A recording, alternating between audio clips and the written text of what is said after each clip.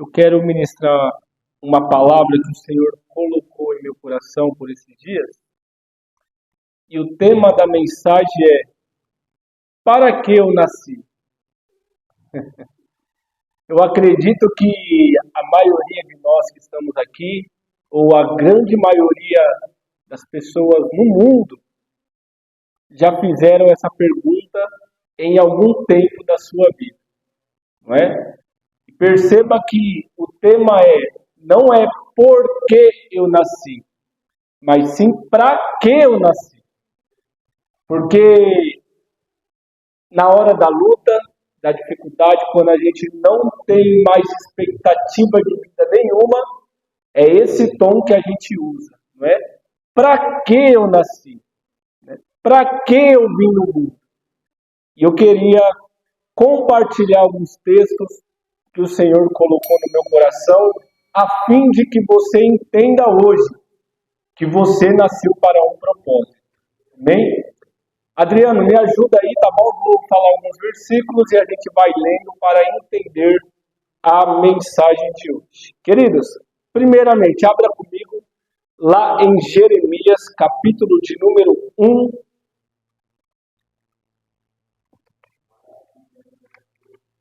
Versículos 4 até o 8. Jeremias, capítulo 1, versículo 4 até o 8. Já vai aqui a primeira resposta de Deus para nossas vidas. Viu? Quem achou, diga amém. Assim veio a palavra do Senhor dizendo: antes de formá-lo no ventre, eu o escolhi. Antes de você nascer, eu já separei e o designei profeta para as nações. Mas eu disse: soberano Senhor, eu não sei falar, pois eu ainda sou muito jovem. O Senhor, porém, me disse: não diga que é muito jovem. A todos a quem eu enviar, você irá e dirá tudo o que eu lhe ordenar.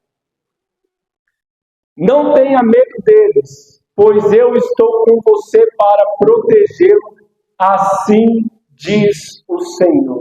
Amém? Tome seu assento nessa noite e que o Espírito Santo fale conosco. Queridos, como eu falei no começo, talvez essa seja a pergunta da maioria das pessoas do mundo, não é?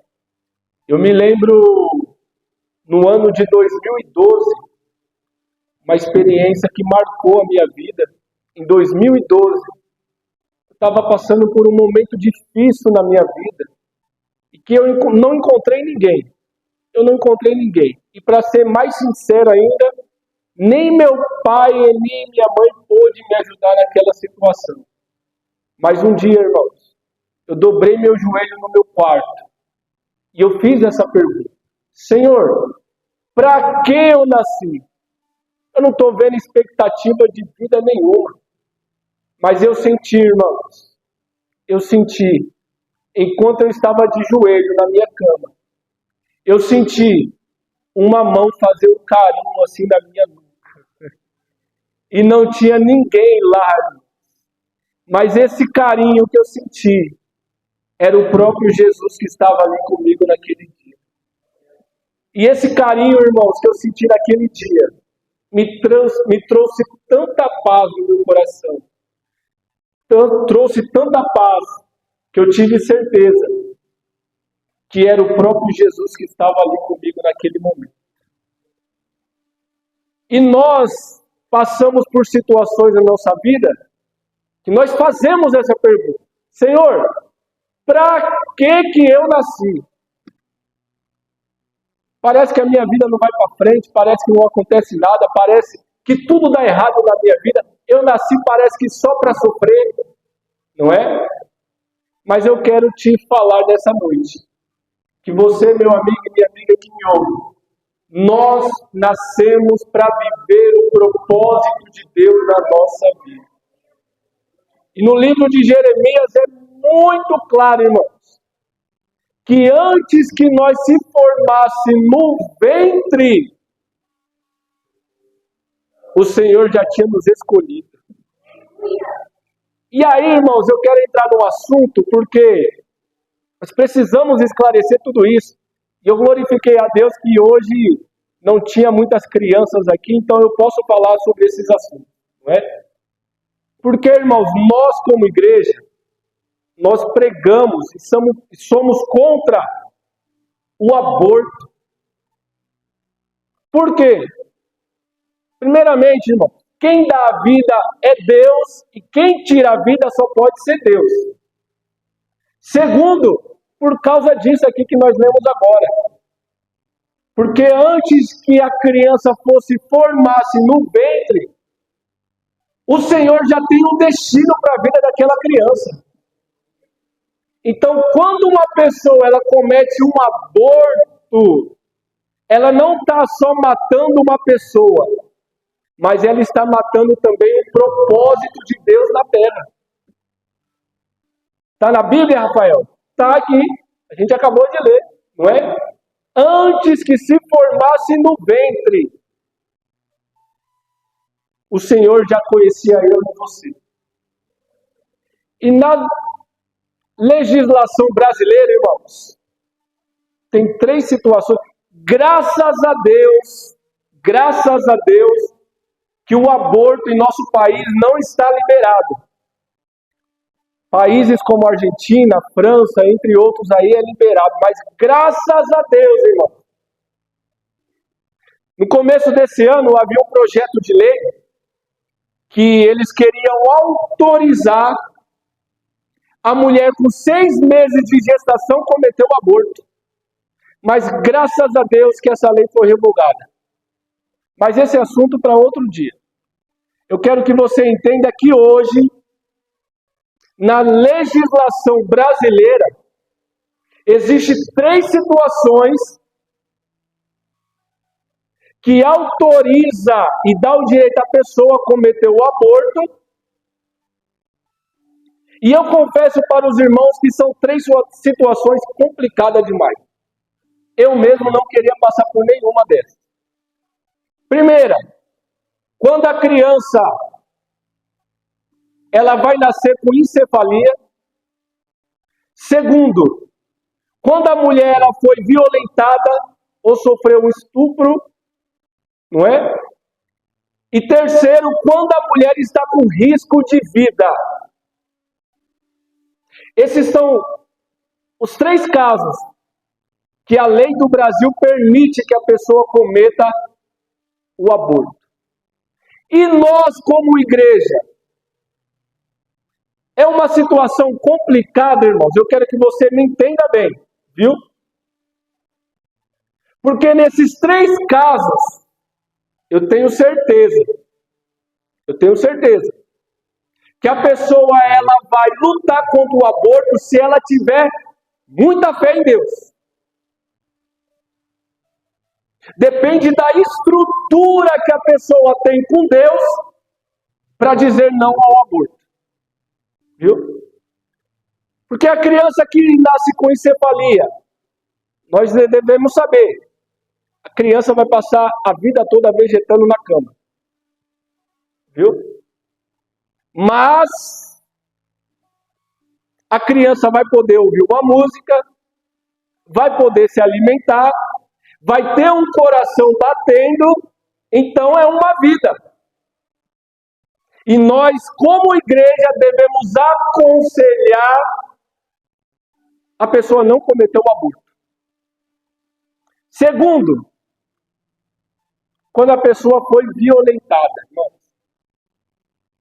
Aqui é muito mais complicado porque nós, como igreja,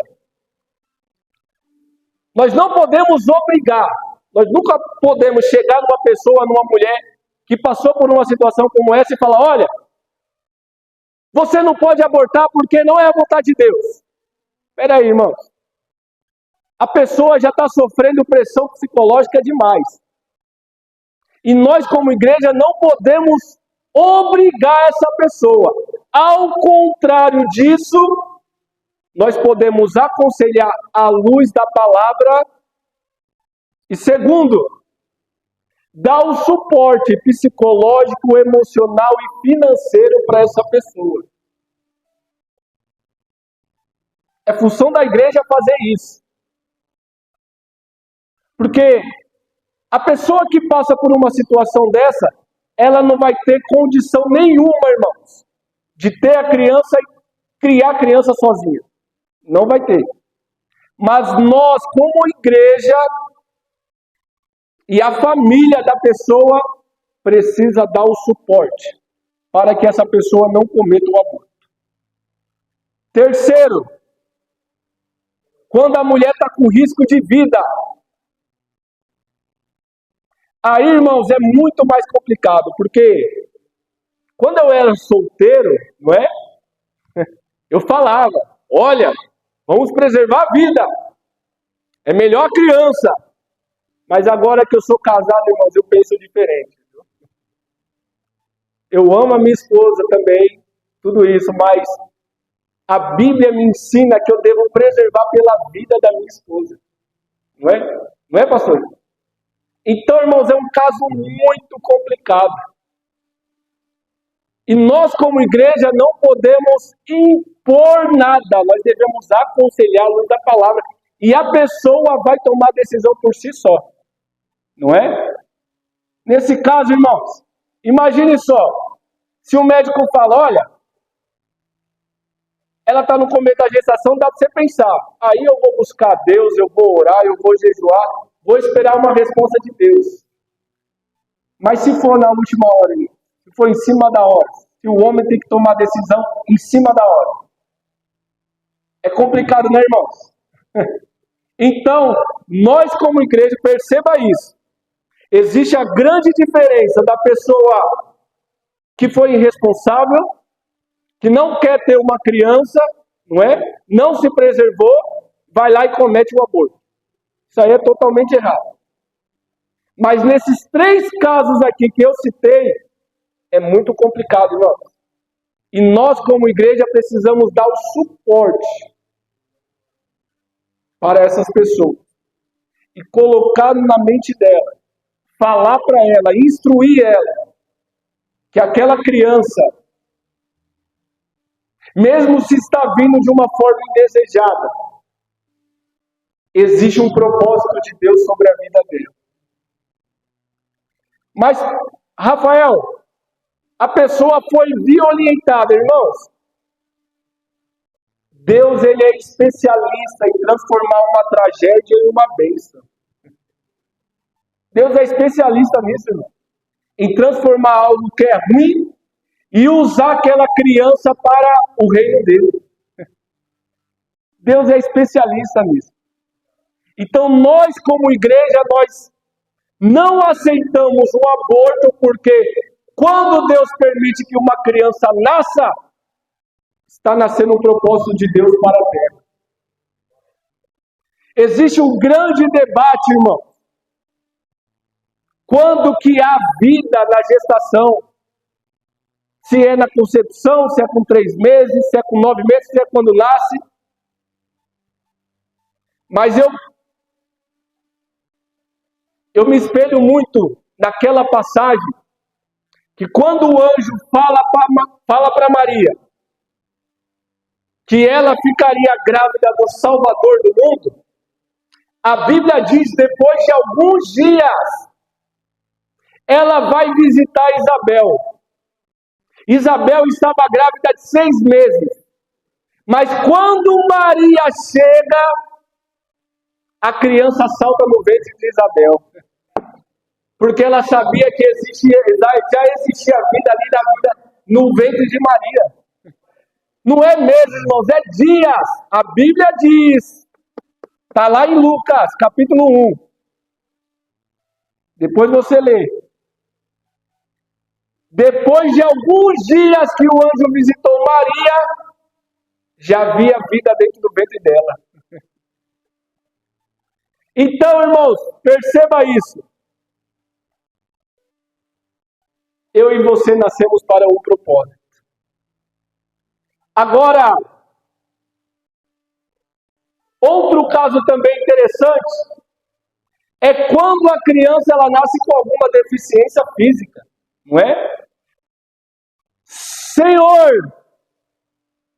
essa criança vai sofrer a vida toda. Irmãos, João capítulo 9. Coloca para mim, Adriano, por favor. João capítulo 9. O cego de nascença. Aquele homem nasceu cego. E os discípulos, versículo 2. E os discípulos lhe perguntaram, mestre, quem pecou? Esse homem ou seus pais para que ele nascesse cego? Olha o que Jesus responde, irmãos. Disse Jesus, nem ele pecou e nem seus pais, mas isso aconteceu para que se manifestassem nele as obras de Deus. Ô irmãos, nasceu com deficiência, nasceu com problema. Talvez para a sociedade não vai ter futuro nenhum. Vai querer entrar no exército, vai ser reprovado. No exército do homem, mas no exército de Deus há um propósito. No exército de Deus há uma definição. No propósito de Deus existe algo para a vida daquela criança. Tem um cantor muito conhecido cristão, que os irmãos já devem ter ouvido falar, o Cleito Queiroz. Cego, nasceu cego. E eu acho lindo, irmão, o ministério dele, porque ele fala que ele não está preocupado em ver nada de bonito aqui no mundo. Ele não está preocupado de ver as maravilhas, as paisagens que o mundo oferece. Mas ele não abre mão. No arrebatamento da igreja, ele abriu os olhos e vê pela primeira vez a face de Jesus. Então, irmãos, nasceu com um problema, mas Deus tem propósito. Eu tenho um irmão, meu irmão caçula, hoje ele tem 19 anos, é um autista. Ele tem a característica do autismo. Ô irmãos, eu falo para você, conviver com pessoas assim, com essa característica, você aprende muito. Você aprende muito, você é moldado. É uma coisa linda de se ver. E a gente vê, meu Deus, nasceu assim, nasceu para um propósito. E os propósitos de Deus não podem ser impedidos. Agora, você aprendeu e você viu que você tem um propósito. E quando que nós esquecemos disso? Quando nós saímos do propósito. Quando você sabe que Deus quer te usar para alguma área, mas você foge disso. Está na Bíblia, Rafael? Tá. Jonas capítulo 1. Livro de Jonas, capítulo 1. Deus manda que Jonas fosse pregar em Nínive. Mas Jonas vai para se esconder de Deus. E a Bíblia diz, irmão, versículo 3, perdão. Mas Jonas fugiu da presença de Deus. Dá pra gente fugir da presença de Deus, irmãos? Dá para fugir? E aí o final de Jonas você conhece muito bem, não é? Parou nas entranhas do peixe. E olha o que ele orou no capítulo 2. Coloca o capítulo 2 para mim, Adriano, por favor. Olha a oração de Jonas no capítulo 2, irmãos. Lá de dentro do peixe, Jonas orou ao Senhor, ao seu Deus. Olha só. Ele disse, em meu desespero eu clamei ao Senhor, e ele me respondeu. Do ventre da morte gritei por socorro, e ouviste o meu clamor. Olha o desespero de Jonas, irmão. Jogaste-me nas profundezas, no coração dos mares. Correntezas formaram turbilhão ao meu redor. Todas as tuas ondas e vaga passaram por cima de mim. Olha a situação de Jonas, irmão. Só porque ele fugiu do propósito de Deus. Tem uma história muito linda. Aconteceu aqui em São Paulo. Um pastor, ele ficou, ficou nervoso, ficou bravo, quis desistir de tudo, não é, pastor? E eu imagino que o pastor Luiz às vezes tem esse pensamento. É tanto problema, né, pastor? E aí esse pastor surtou. Falou, eu vou pro mundo. Eu vou para a primeira balada que eu encontrar. Só que como todo mundo conhecia ele na cidade, ele foi para uma outra cidade. Entrou na primeira boate. Entrou na primeira balada. Chegou lá, irmão. Ele viu uma moça e chamou ela. Quando a moça veio, a moça falou, pastor, o Senhor veio me buscar e me tirar daqui. Eu estava orando para que Deus enviasse alguém para me tirar daqui, oh glória. Você consegue fugir do propósito de Deus da sua vida? Você consegue fugir do que Deus designou para a sua vida? Não dá para fugir, irmão. O livro de Salmos diz que se eu descer ao mais profundo mar, ele vai estar lá. Se eu subir ao céu, ele também vai estar lá. Não tem como correr, irmão. Você nasceu para um propósito. Você viveu para viver os sonhos de Deus na sua vida. E o homem só é feliz quando ele está nos propósitos de Deus.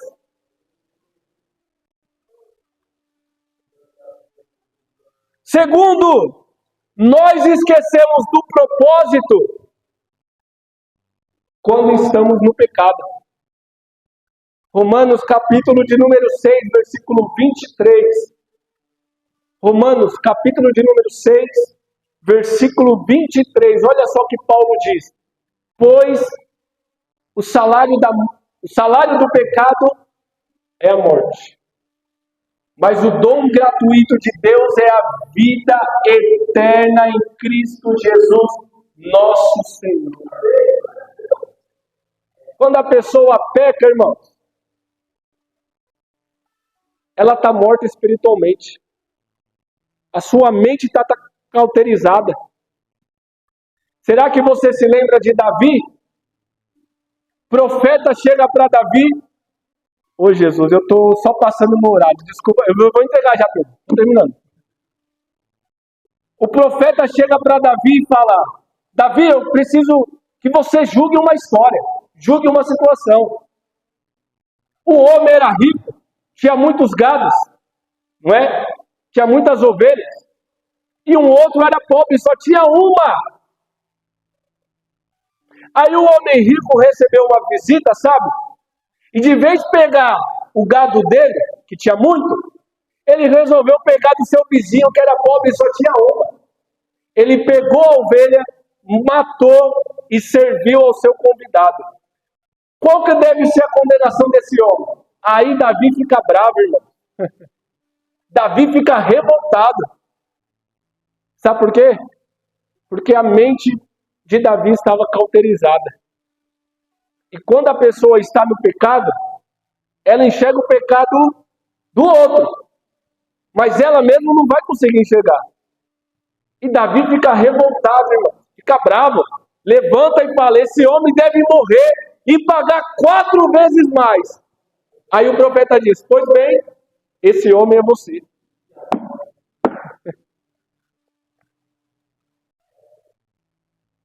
Vou encerrar. Terceiro, nós esquecemos do nosso propósito de vida quando vem as lutas. 1 Reis, capítulo 19.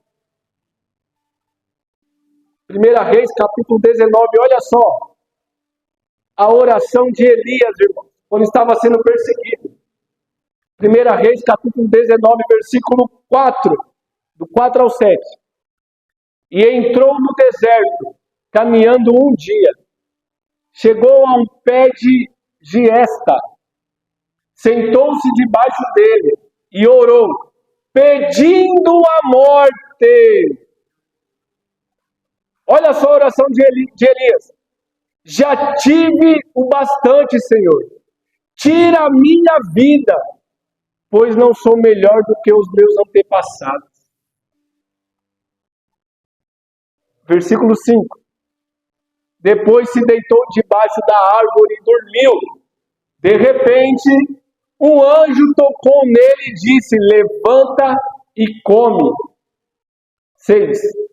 Elias olhou ao redor e ali, junto à sua cabeça, havia um pão assado sobre brasas quentes e um jarro de água. Ele comeu, bebeu e deitou-se de novo. Versículo 7. E o anjo voltou, tocou nele e disse: levanta e come, pois a sua viagem será muito longa.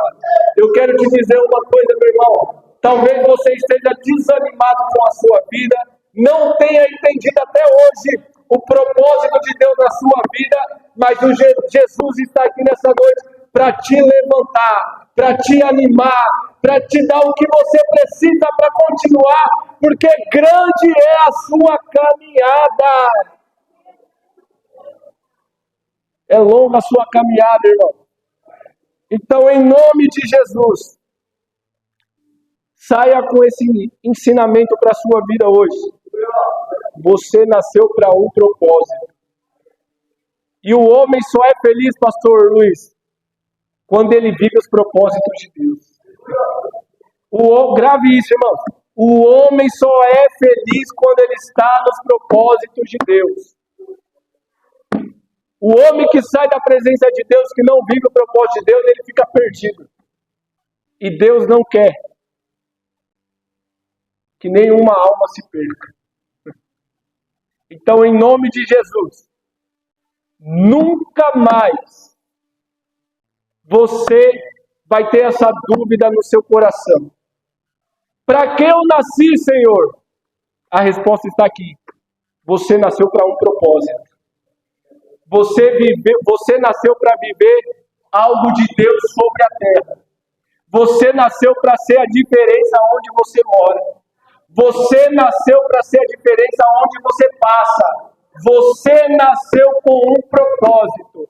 Então, em nome de Jesus, irmão, se o diabo te condenou até hoje pelo seu passado, saia com essa certeza no seu coração. Você tem um propósito de Deus na sua vida. Você não nasceu por acaso. Você não nasceu, talvez você nasceu com uma gravidez indesejada do homem. Mas para Deus, você foi desejado. Você nasceu para um propósito. Você nasceu para viver o propósito de Deus sobre a terra. Amém? Guarde essa palavra no seu coração e viva os sonhos de Deus para a sua vida.